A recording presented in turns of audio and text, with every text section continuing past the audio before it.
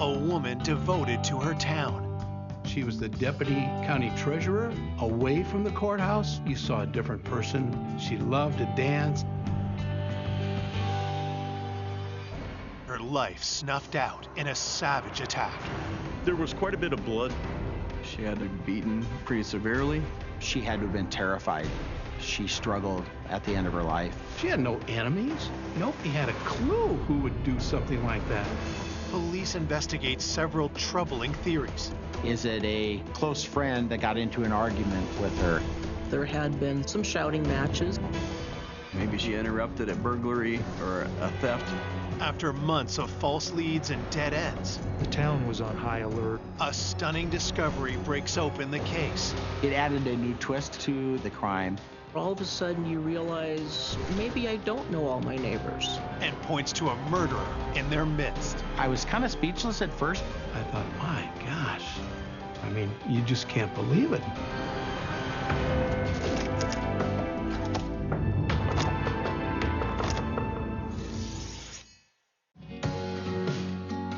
The tiny farming community of Colon, Nebraska is one of the smallest towns in America, with a population of just over 100 people. Colon, Nebraska is a very laid-back community, very close-knit families there. I think that if you went there, you'd drive through and you go, oh, this is small. Many people would leave their doors unlocked, their cars unlocked, keys left in the ignition, just a feel of safety, that there's no threat. But then on June 30th, 2003, police receive a distressing call. Around 6:42 in the evening, dispatch indicated to me that they had received a report of a possible suicide. My friend ended up finding her body across the street in her garage, along with a gun. He had called 911 and it was reported as a suicide. Once I arrived, the firemen on scene already were pointing me to a garage. I walked in and could see the body of a white female that was laying on the ground.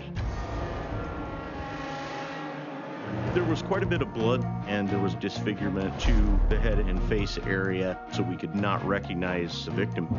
A black handgun was found near her head. There is so much blood on the scene, investigators aren't able to determine the cause of death and need to wait for an autopsy to be sure. The small black handgun didn't actually contain bullets, and we didn't find any shell casings in the area.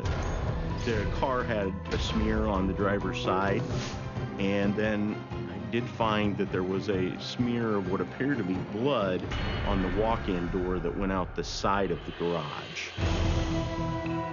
There was also what looked like blood spatter, where someone stepped in the pool of blood. There was a footprint impression that was taken that indicated that there was a second person there. This was a suspicious death. There were DNA swabs taken on her body and of her clothing that she was wearing at the time. We noticed that her purse was located underneath her vehicle. Was this just a botched burglary, or did the person have some other intention? From the personal items in her purse, police identify the victim as 66-year-old Sharon Erickson. Sharon was very well known. It was shocking to us as law enforcement to see somebody that was a fixture in the community being the victim in this case. Born and raised in Nebraska's farm country, Sharon Erickson was a lifelong government worker. Sharon worked across the hall from me.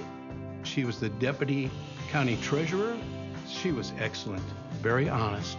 I would put her against anybody in the state of Nebraska for knowledge when it comes to the office of the treasurer.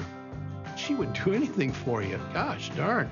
When it came to the office or anything, she was always attendant and very, very helpful always. In 1998, after 37 years of devoted service, Sharon retired. Away from the courthouse, you saw a different person, more relaxed. She loved to dance, and if anyone wanted to dance, boom, she was on the dance floor. And boy, she was so good at dancing. I'm telling you what, boy, she could dance every dance until they'd shut the music off. As a single woman, Sharon lived alone, but saw the people of Colon as her family. People used to go to the bar and have coffee. Well, that one closed. Sharon came over and she says, I have a little front room in my house there. Would you come and remodel it and paint it for me? She had me fix that room up and gave the locals a key for coffee. Had a coffee pot in there. It was just somewhere where they could go. She didn't charge them. That's the type of person that you're talking about. Police are at a loss when they realize Sharon was attacked just 50 feet away from the gathering spot she gifted to the town. Who could have wanted to kill her and why? Detectives expand their search for evidence to Sharon's home. She lived in what used to be a grocery store and had converted to her house. The other odd thing about Sharon's residence is that her garage was located across her house. And so to get to her car, she would have to walk out the front of her house and across Main Street. What or who could have lured Sharon out of her home and to her death in the garage? We did find some damage to the back door that appeared to be consistent with some forced entry. There was a coal chisel that was found next to the door that more than likely was used.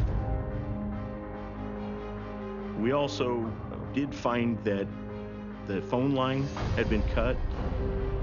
There was at least some planning on the attack. Someone was obviously trying to prevent her from calling for help. Inside, there was nothing out of place.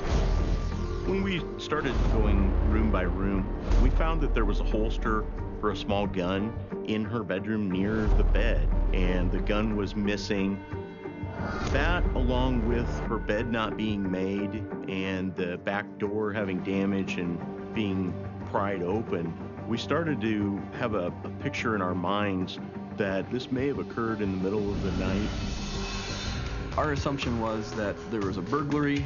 She was alerted to the burglary because of noise coming from the person prying on the back door, that she got up out of bed, grabbed her gun, and went to investigate what was occurring before she was killed.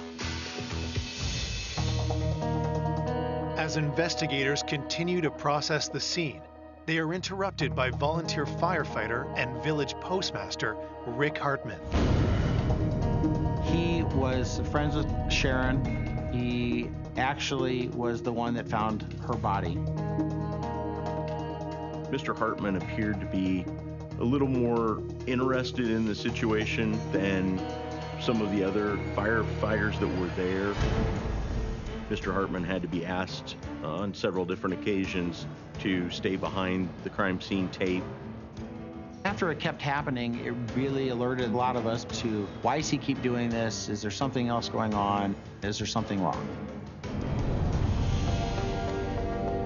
Rick's behavior makes officers immediately suspicious, so they approach him for an interview on site. During the interview, Mr. Hartman had indicated that he was really close friends with Sharon. When Sharon would leave town, she would leave a key in her post office box for him to check on her house. So he was trusted by her. Sharon would come visit him every day when she'd come pick up her mail. But Rick tells police he didn't see Sharon that morning. He was asked to check on her after a worried relative didn't hear from Sharon that evening. Rick Hartman, he had gone looking for Sharon. Sharon was nowhere to be found. Mr. Hartman opened the garage door and you could see Sharon laying beside her car. Without prompting, he indicated that it was a suicide, that she had a gun, knew how to use it. But we were very confident that there was foul play involved. When Rick is asked to make a formal statement, his demeanor abruptly changes. He said, if you're going to arrest me, otherwise I'm leaving. I was taken aback.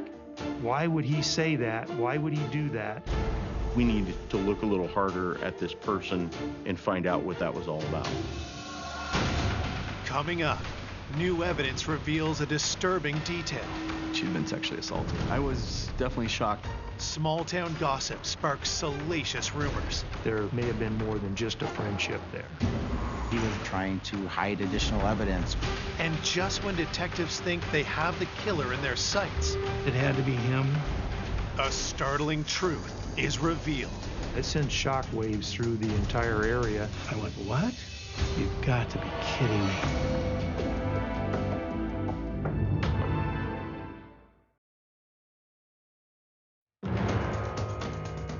Police investigating the murder of Sharon Erickson are speaking to her close friend, Rick Hartman. But when they ask him for a statement, Rick suddenly ends the interview. He was upset that he couldn't leave and finally just told the investigators that I'm going to leave, and if you want to arrest me, go ahead and arrest me. That was pretty out of character and uncharacteristic for somebody who had a friend that was just killed. So that immediately caused investigators some concern. His statements and odd behavior really pointed us in a direction towards the postmaster. Mr. Hartman gave his alibi. He was at home with his family, and that was confirmed by his wife. Rick never had any criminal record or had done anything wrong, so there wasn't a great deal of focus on him any more than anybody else.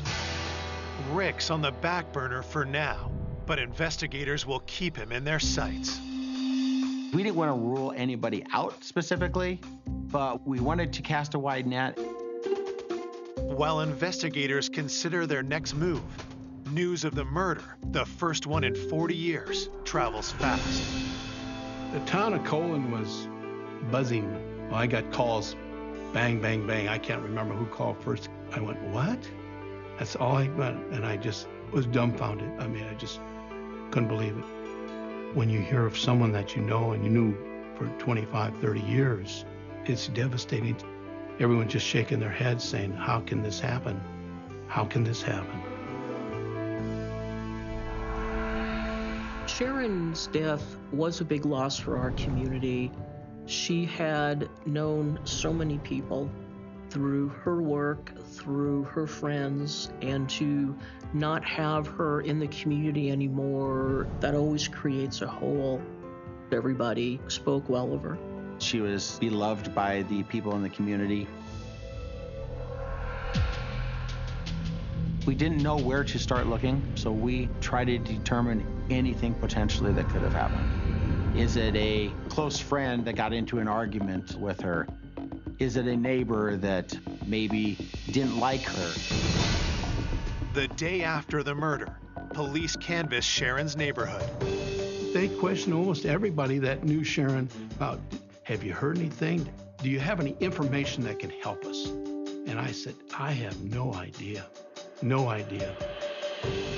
She had no enemies. Nobody had a clue who would do something like that. It has to be someone that we don't know. I mean, it has to be someone that came from town. While we don't have a lot of violent crime in the area, there was definitely one family that lived right behind Sharon that came to mind as somebody that could have been concerning. The investigators had made contact with Jim Mars. He was an individual that would get into trouble here and there. He wasn't real responsible. He associated with people that were involved in minor crimes such as burglaries, drug use. Asked what his relationship with Sharon was, and basically it was just an acquaintance. Mr. Mars would see her occasionally outside of her house when he was going to the post office or on Main Street. They would say hi. He said he got in trouble by her a couple times for mischief when he was younger, and she would yell at him. When we interviewed Jim Mars, he didn't know anything about Sharon's death, and he was so sorry that she died. Jim had been in Kansas doing a roofing job. After he got back from Kansas, he eventually went to Wahoo, drank some beer with a friend, attempted to go to another bar. At that time, it was after closing time, and he drove the back roads home to Colon. He estimated he got home about 1:30 in the morning. Stayed up, watched TV, drank a pop, and then eventually went to bed. His mom confirmed the time that he came home. Everything seemed to be okay with his story. Investigators don't know the exact time of Sharon's death, so the 24-year-old remains on the suspect list. Before police leave, Jim gives them a tip. Jim had indicated that there was a trucker that always had interactions and always seemed to be bickering with Miss Erickson.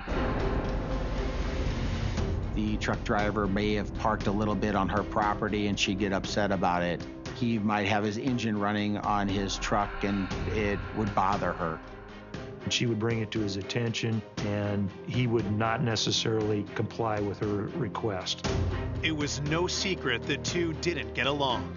We were gaining information from friends that Sharon had had disputes with this man. Detectives must now determine if a run-in with the trucker turned fatal. A lot of the community members felt that the truck driver was doing things to antagonize her and to cause more problems between them. That was something that was public because there had been some shouting matches, some vocal exchanges about the fact that this truck was running all night. Some of the people in the community who knew that he wasn't overly fond with Sharon, they kind of rumored him to be a suspect. Maybe the frustration amongst the two had just finally boiled over. It just seemed suspicious. I know the investigators had attempted to reach out to the truck driver in question and were unable to contact him. Police do all they can, but can't track down the driver's whereabouts. Today's technology is there's cameras everywhere.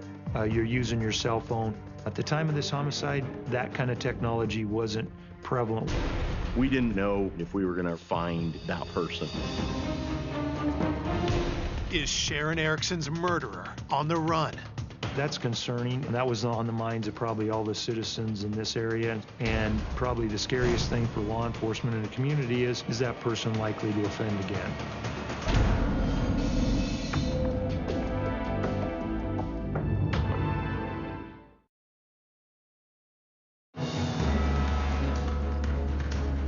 Police hunting the killer of 66-year-old Sharon Erickson have a new suspect, a truck driver she had clashed with several times.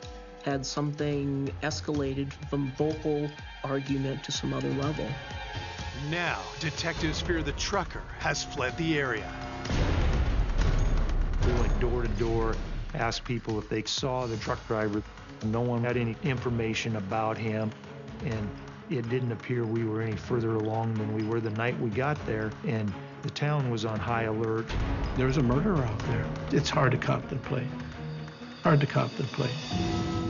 A week after Sharon's murder, detectives received the autopsy results. The report did indicate that the death would have occurred sometime, most likely that night or the early morning hours of the day that she was found. The medical examiner indicated that there was no gunshot wounds, that the gun had not been used in the commission of the crime. The pathologist ruled the cause of death to be asphyxiation along with blunt force trauma. It was found that Sharon had been beaten pretty severely. She had also been strangled. She also suffered some broken ribs and had some defensive wounds on her hands from fighting off her attacker. The autopsy contains one more disturbing detail. She had a small vaginal tear as well, which indicated that she'd been sexually assaulted.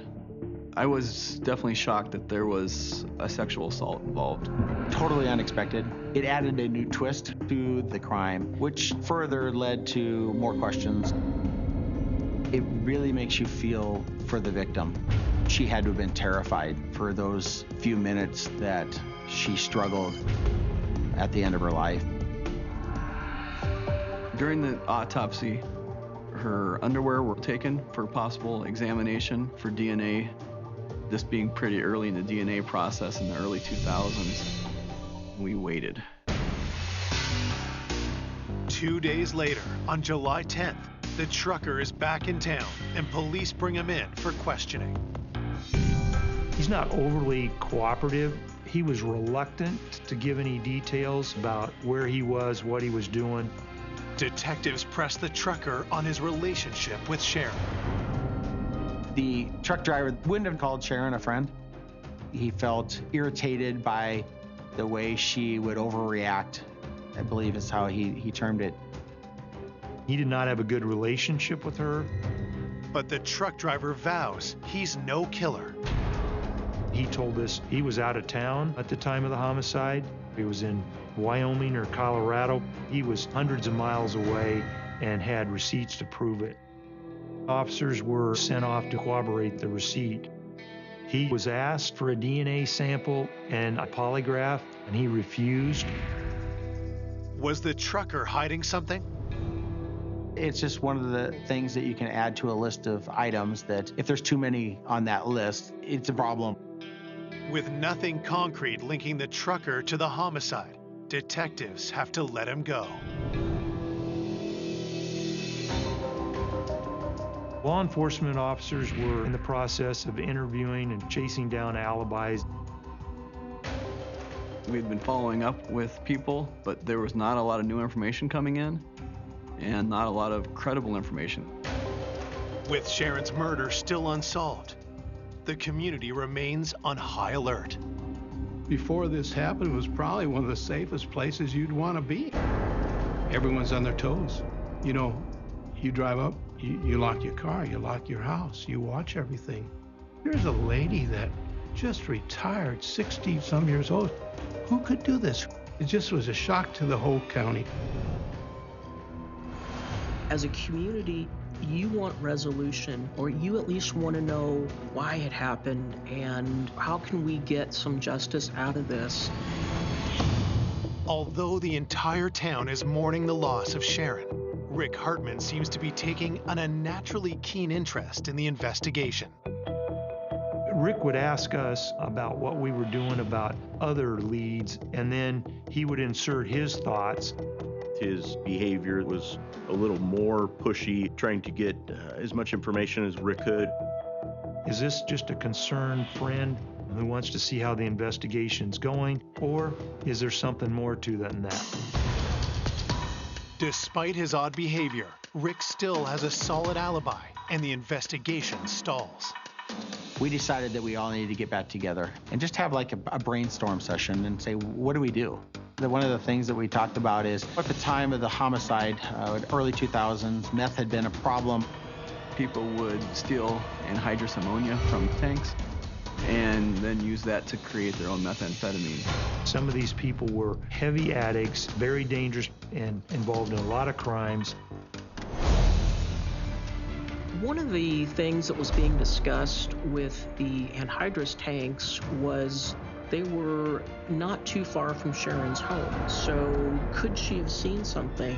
Could she have spotted something, said something to make someone believe that she knew who they were and what they were doing? Did Sharon confront them? Did they attack her to keep her quiet? We might be looking for somebody who's manufacturing and selling methamphetamine who may have been in Colon on that particular night.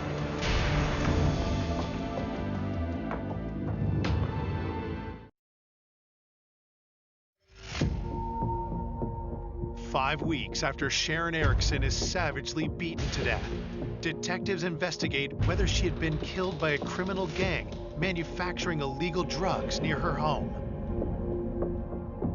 It's an easy target, no cameras in that area. We were aware that Sharon kept an eye on Main Street. She a lot of times had information about suspicious people, something going on after hours there. Sharon was one that if she saw something that she didn't think was right, she wasn't afraid to stand up and say something. Maybe she saw something that she shouldn't have. She interrupted a burglary or a theft. As we talked to people around town, they also indicated that that might have been one of the reasons why Sharon may have been murdered. Investigators had talked to local suspects who were involved in the manufacturing of methamphetamine. People that we had arrested previous to this incident, and then people from the metro areas. Most of them have pretty extensive criminal records, and they're heavily addicted. So the level of cooperation with somebody who's addicted to methamphetamine is not going to be very good. It creates a difficult picture to paint. We were not able to generate the type of evidence or leads that we really would hope for. We as a department were frustrated with things not happening real fast and the way that you always want. The canvas fails to yield the information police were looking for, as does the investigation into the trucker. As the investigation unfolded, the truck driver was eliminated. He was miles and miles away from the incident. We contacted the establishment where he got fuel, and it wasn't a phony receipt. With this, the driver is fully off the suspect list. After doing the first set of interviews and looking at potential suspects, the investigators really weren't able to focus on anybody that would be so mad or somebody that would want to sexually assault Sharon or to kill her. So it kind of left a lot of question marks. Where do you go? What do you look for? There's just a lot of unknowns. We just don't know what's going on. Do we feel safe or do we need to worry? Everybody had their ideas who did this, and I think it just kept going and going and going. People didn't have a clue, but they wanted to talk about it. There was a lot of discussion amongst the community members as to what was going on, a lot of rumors floating around. One of these rumors that starts circulating has to do with one of Sharon's good friends and a familiar name to detectives. Because of Rick's close contact with Sharon, small town rumors began to surface that there may have been more than just a friendship there. Many of the community members had mentioned rumors that Rick Hartman and Sharon had been having an affair. We start to wonder, was there more to their friendship, maybe in a romantic way? There was talk. This was something that was being discussed. So it's not that hard of a thought process or big of a leap to say, could he be involved? Police talked to Rick again, this time at the sheriff's office. He was cooperative. He somehow, I think, liked the attention. But that changes when detectives ask Rick some very pointed questions. Law enforcement actually asked him if there was a romantic relationship between the two of them. He was immediately offended, and he denied that. Mr. Hartman appeared to be very distraught. He said he was just friends with her, that there was no romantic relationship. Could the sexual assault that appeared in Sharon's autopsy actually have been a consensual encounter with Rick? That question certainly seems accusatory. Those things are not comfortable, but that comes with the job. You got to do your job. Rick was questioned in detail and really scrutinized on where he was, what his involvement was. There were a number of times he said, we got to look somewhere else because we were wasting our time on him. He became agitated and wanted to go home. Rick stands by the alibi he gave police back when they first questioned him 7 weeks ago at the crime scene. Rick was home with his wife at the time that we believe Sharon was killed.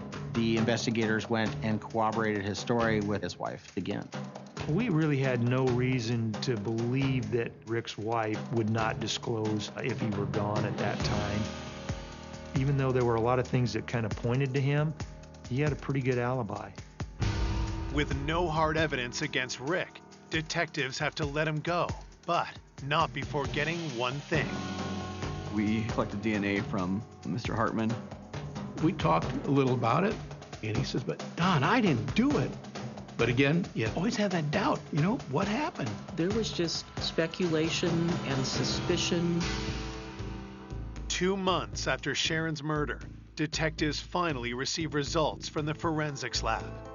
They had tried to do analysis on some of the items which were collected at autopsy to come up with a DNA profile. Will this be the break detectives have been hoping for?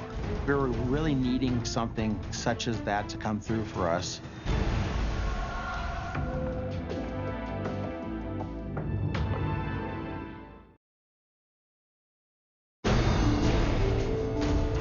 2 months after the murder of Sharon Erickson, police hope the DNA results they've been waiting for will confirm who they suspect is her killer. There was quite a bit of speculation that it could be the postmaster in town. We were contacted by our State Patrol lab. They believed that there was something there, but that they could not separate out a complete profile for comparison. It was kind of frustrating to know that there may be something there, but that maybe it was a dead end that we couldn't get past. Without a DNA match, we as investigators knew that if that was the case, it would be very hard to solve this crime. But detectives aren't giving up. The Nebraska Medical Center could test smaller quantities than the State Patrol lab could do. So we made the determination that we would take our evidence and send it in to the other lab and have more DNA testing done. Results will take months to come back, and with a killer still on the loose, nerves in small-town Colon, Nebraska begin to fray. When the investigation went on and on and on, I thought, come on, we've got to find something. We had a murder back in 69 or 68 that was never solved in Wahoo. And of course, right away, you think, gosh, we got to find out who did this. Could it be someone we do know? There can be a mistrust. All of a sudden you realize, maybe I don't know all my neighbors. Then, police receive an unexpected tip that points back to the man they can't seem to rule out. The estate of Sharon Erickson had a garage sale, and Rick Hartman was at the garage sale. Mr. Hartman went in and purchased her mattress, and that was suspicious to us. If there was some sort of maybe DNA evidence or something that would be on the mattress that would be of interest to law enforcement, by somebody purchasing that and maybe getting rid of it, then it would be something that we would no longer be able to go back and utilize at a later time. Did he want the mattress because they did have potential sexual activity on the mattress? Maybe he was out there trying to hide additional evidence. Every time investigators seemed to close a loophole with Mr. Hartman, something else happened. He kept drawing attention to him. It was just another thing that brought him back on radar. Law enforcement asked him about his attendance there and what he bought. He actually denied that he bought her mattress. So then that caused law enforcement some concern on why would you buy it? Okay, why, if you did buy it, why would you lie about it? Mr. Hartman agreed to undergo a polygraph, so he cooperated in that aspect, but he seemed nervous, on edge, jittery. The results from that polygraph were inconclusive. It left a lot of questions unanswered. It just added a little fuel to the fire. Every chance that we could get that he could clear his name seemed to be something that elevated him to the next level. The people in town were thinking it had to be him and were scared to go to the post office. In a small community where pretty much everybody knows everybody, it's easy to point fingers, it's easy to cast doubts. I golfed with Rick Hartman that week in our golf league, and he was just nervous. He was just edgy and just scared. A number of us may have felt like Mr. Hartman had acted inappropriately or suspiciously. We just didn't have enough to really push it over the top. There was nothing that we could charge him with. We had no evidence that he committed the crime, other than he kept interjecting himself in the investigation. Detectives hope that definitive proof will come from the Medical Center Forensic Lab. The last piece that we didn't have back yet was the DNA evidence. We got a phone call, and they were able to isolate a DNA profile. They actually located a sperm cell on her clothing, which was a positive breakthrough for us. The only person that it could have been from would have been the person that had sexually assaulted her and presumably killed her. We felt that there was more hope in solving this than we had had for quite a while. because at least DNA is something that we can link to a specific person. Armed with this DNA profile, police immediately zero in on their top suspect. We did send in Rick Hartman's DNA. Came back not a match. Rick's name is finally cleared from the suspect list once and for all. Scientific evidence is what it is. It confirmed everything that he was telling us. There was no romantic relationship.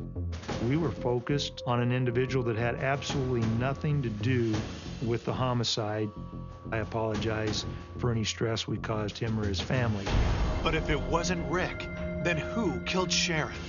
One of the big concerns that we had is that if this was a stranger that was maybe passing through town, or someone completely not associated with the community or with Sharon, that it potentially could go unsolved without any additional evidence coming forward. Investigators are back to square one, but they come up with a new game plan. We try to determine who else should we go out and collect samples from, who else were potential suspects, who could have done this, and who would provide those samples so we can send them in and see if there's a match. It was just a matter of being able to find that one person out there in the world that belonged to. We're trying to get that needle in a haystack. 10 months after Sharon's murder, in April 2004, police get the results of their DNA dragnet. The lab got a confirmation that they had a match. We now know who killed Sharon. It was the breakthrough that we needed. It sent shockwaves through the entire area.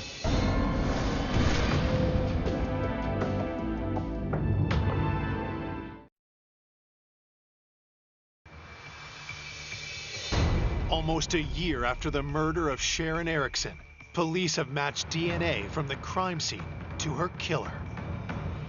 The DNA came back and it matched Jim Mars.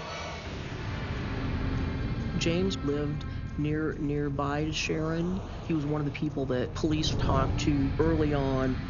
Jim had known Sharon nearly all his life. He had helped her out when he was younger, doing some yard work or snow removal. I was kind of speechless at first because he had no problem providing his DNA to law enforcement. I was shocked to find out that James Mars was the perpetrator. We had never seen that type of violence out of him. Once we had a DNA match with Jim, we needed to figure out where the holes in his alibi are. When we originally interviewed Jim Mars, he said he'd been out in a bar in Wahoo and later went home. The bartender believed the timeline that Jim had given us was fairly accurate. Jim's mother stands by her story, too. I think those alibis were solid, but they didn't cover him for the whole evening. What I think happened is he was home and left. He lived right across the back alley from Sharon's house. And even if he would have been home, that doesn't mean he didn't leave his house. The determination was that we did have enough evidence to proceed with the arrest and prosecution of Jim. We went to his residence very early in the morning, and he answered the door, and we placed him under arrest. He was shocked that he was being arrested, that he was considered the suspect. We brought him in to interview him. Police try to establish a motive. That was one of the unique things in this case, to find out and even just try to resolve that big why. Why would that even happen? He was reluctant to give any details. There were a number of times he said, "I don't remember." He sobbed at times. He said he didn't have anything to do with it, denied that he had any involvement. When asked about the sexual assault, he stated that Sharon was an old lady and he wouldn't do that. And from that point on, he stated he wanted an attorney, and we stopped our questioning. We had filed charges for first-degree homicide, sexual assault. News of his arrest hits the community hard. This was very unexpected. I thought, my gosh, something's wrong here. I mean, you just can't believe it. I was hoping that they'd catch someone that I did not know the family. The reaction in town was split. There was definitely a thought that, oh, it couldn't have been him that did it. And then there were supporters that, well, we thought maybe it was him. While investigators are confident that DNA evidence will be enough to get a conviction, they get even more ammunition against Jim. We had at least 5 inmates come forward with information that Mr. Mars had confessed to them. He struck her, strangled her, killed her. These inmates were going to testify against him that he had confessed to them. With this information, investigators piece together what happened the night of the murder. Jim was at the bar, like he said. He had a few too many drinks at some point, went home. He wasn't able to sleep. From what he told the other inmates, he was looking for some money. He thought Sharon may be an easy target. He was just going to burglarize her house. He climbed over Sharon's fence in the backyard, cut her phone line so she wouldn't be able to call anybody, pried her back door open, and ended up kicking the door in order to go see if he could find her purse or find some money that was laying around. Once that back door was kicked in, Sharon woke up. He was confronted by Sharon, who was holding a gun and threatened to shoot him at that point if he didn't leave. Sharon went to call 911 and her phone line was dead. She kept her cell phone in her car for emergencies. Sharon ran across the street to get into her car. Jim chased her down, caught her, and ended up attacking her. He punched her and then eventually choked her to death. There was a sexual assault. He refused to talk to the inmates about that. Had he not sexually assaulted her and we didn't have any DNA, we would never have it solved when you have a sperm cell that was a perfect match. There's nobody else that could be responsible. The chance of this being another person was out of this world. With the evidence we had, this was a slam dunk for his conviction. On August 15th, 2005, Jim Mars pleads guilty to second-degree murder. He is sentenced to life with no possibility of parole. When I found out there was a sexual assault that went along with the slaying, I was just furious. What kind of person would do something like this? You've got to be kidding me. And the community was appalled. I was happy that we finally got closure. He did it. He's locked up. Sharon was the one that suffered the ultimate loss. And that's what the investigators put in all those hours of work for and give her her last voice.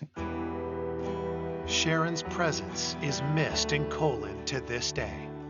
To not have her in the community, that's tough. There's pain and sadness. Sharon loved her community. Yes, she did. She was very good to my kids and very good to me and my family. Really good lady.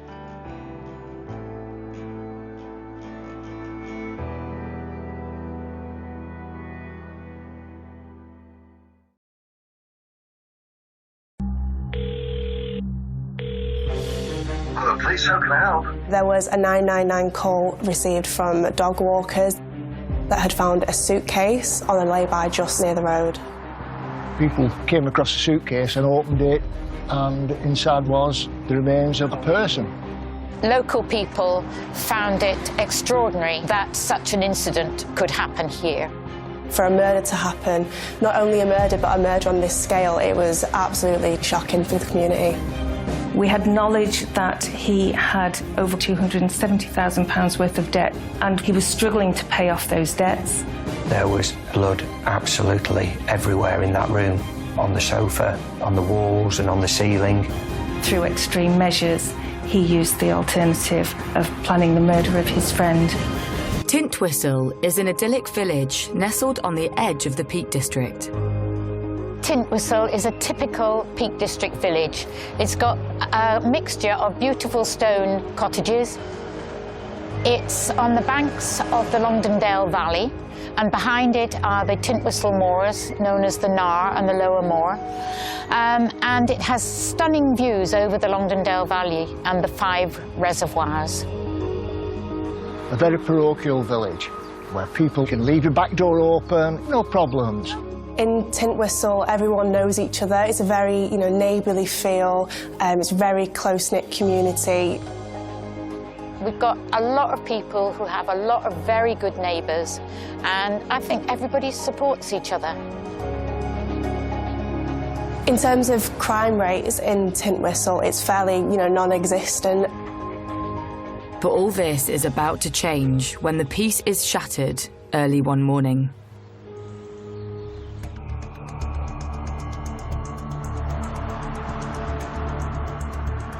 On the 10th of October, there was a 999 call received from dog walkers that had found a suitcase on a lay-by just near the road.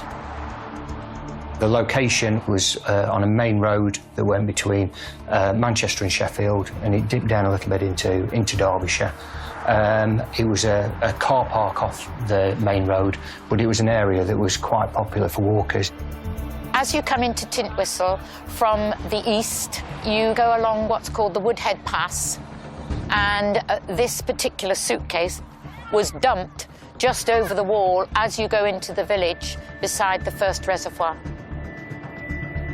As I remember, it's like this people passing by this lay-by and came across a suitcase and opened it, and inside the suitcase was the remains of a person. Police are immediately dispatched to the area. There's quite a long drive, really, from the point where I got the call to the point where I arrived at the scene. Just to give you some idea around the geography, when I first got the call, I was in Derby, which is here. The deposition site was all the way to the north of the county, to the north of Derbyshire, and as you can see, it's right at the very tip of the county. Upon arrival, they are met with a gruesome sight. It looks like the suitcase has been set on fire, and inside that suitcase we have a body of a man whose head has been removed, whose arms have been removed, and whose feet have been removed.